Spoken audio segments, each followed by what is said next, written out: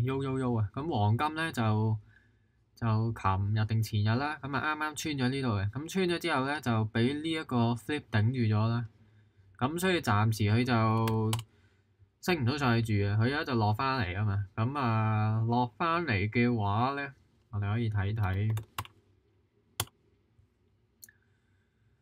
佢而家呢一個位置咧，即係雖然呢度有一堆咁嘅嘢喺度頂住咧，但係就傾向呢個位咧就失手啊！即係佢穿完呢一個位咧，咁就要落翻嚟咧，洗翻啲巴雅啊嘛。咁啊，最起碼咧，即係都會判斷佢咧落到嚟呢度先算嘅。咁就洗一洗呢堆咁嘅巴雅啦。咁落到嚟之後咧，亦都係傾向啦，即係如果佢呢度有反應嘅話咧，延續嘅話咧，傾向攞翻呢個4169呢個位去做 sell 啊。咁所以而家呢一個4169咧，傾向佢會破嘅，咁就傾向去翻4138呢度。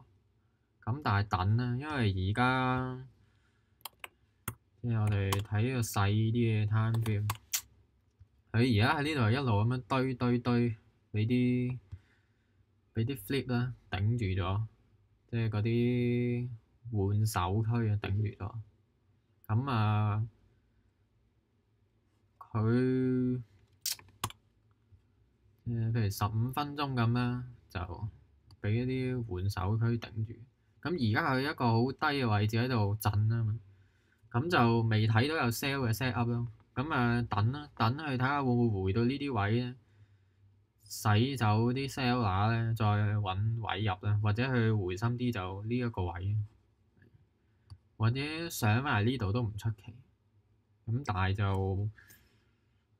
係啊，要揾位 sell 比較好，咁就唔會 buy 住。如果 buy 嘅話咧，就落翻嚟呢個4139有反應先算。咁啊，即係如果個格局上冇改變嘅話咧，佢呢度穿咗之後咧，佢傾向落翻好深，即係起碼都落翻嚟呢啲位，甚至乎咧，佢可能咧落翻嚟3700都未定。